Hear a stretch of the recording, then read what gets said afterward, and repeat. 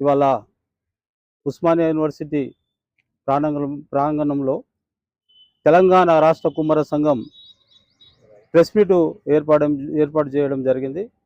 దీని యొక్క ముఖ్య ఉద్దేశం ఏంటి అంటే 17వ తారీఖు 5వ నెల మే 5, 2026 రోజున తెలంగాణ రాష్ట్ర కుమ్మర సంఘం 33 జిల్లాల్లో ఉన్నటువంటి కార్యవర్గాన్ని ఇక్కడికి రప్పించి ఫ్యాకల్టీ కప్పు ఉస్మానియా యూనివర్సిటీకి రప్పించి ఆ రోజు ఈ రాష్ట్రంలో ఉన్నటువంటి కుమ్మరులందరూ కూడా ఏకతాటి మీకి వచ్చేసి కేంద్ర ప్రభుత్వం కానీ రాష్ట్ర ప్రభుత్వం కానీ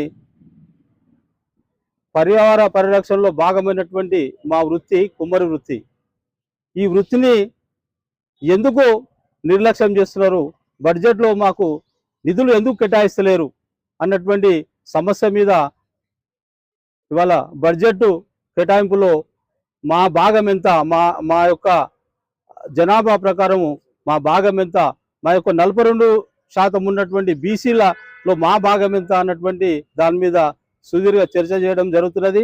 ఇంకో విషయం ఏంటంటే ఇలా ప్రపంచ ఆరోగ్య సంస్థ కానీ ఇవాళ దేశంలో ఉన్నటువంటి మేధావులు కానీ డాక్టర్లు కానీ పౌర సమాజం కానీ మీడియా కానీ అందరూ కూడా మట్టి పాత్రలను వాడాలి, మట్టి పాత్రలను వండుకొని తినాలి, మట్టి పాత్రలు నీళ్ళు తాగానే అందరూ చెప్తున్నారు.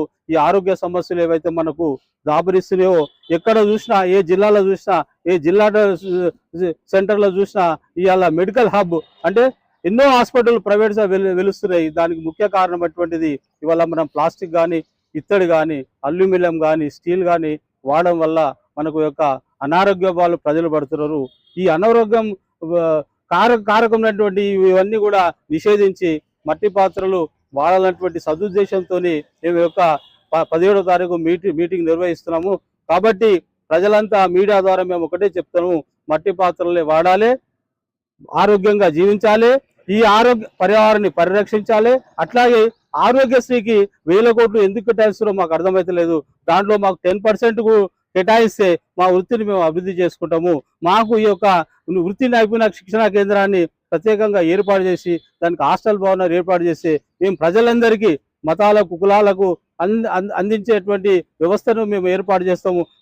ప్రజల కోసం ఆరోగ్యంగా మేము ఉంచడానికి మేము ఒక సామాజిక కార్యకర్తలుగా పనిచేస్తామని చెప్పి మేము అంటున్నాము. ఇంకోటి ఏంటంటే ఇవాళ నిజంగా కుల సంఘమే మనం అనుకుంటాం, కానీ కుల సంఘం యొక్క బాధ్యత చాలా గొప్పది. ఇవాళ ఉక్రెయిన్లో మనం చూస్తున్నాము, తిండి లేక మనుషులని కాల్చుకొని తింటున్నారు, అది కూడా మనం చూస్తున్నాము. ఇవాళ పాలస్తీన్ల పసిపిల్లల్ని ఎట్లా చంపుతున్నారు, పసిపిల్లలు ఆకలితో ఎట్లా చనిపోతున్నారు మనం ఇవాళ చూస్తున్నాం. ఇవాళ ఇరాన్ యుద్ధం ఏ రకంగా ఉన్నదో ప్రపంచ ఆర్థిక వ్యవస్థనే అతులకుతులం చేసింది. అందులో భాగంగా మనం కూడా ఇవాళ అనుభవిస్తున్నాము పెట్రోల్ డీజిల్ లేక. తద్వారా ధరలన్నీ కూడా పెరిగిపోతున్నాయి. కాబట్టి ఈ ప్రపంచ శాంతిని కోరుకునే వాళ్ళ కూడా మా కుమ్మరి కులం కూడా ముందుంటది. కాబట్టి మనకు అనుకుంటాం, మనం ఓన్లీ మన కులం వరకే అనుకుంటాం. మానవ జాతి బతుకుంటే కదా మనం కులం బతుకునేది. మానవ జాతిని బతుకుండడానికి మేము ఒక ప్రయత్నం చేస్తున్నాము.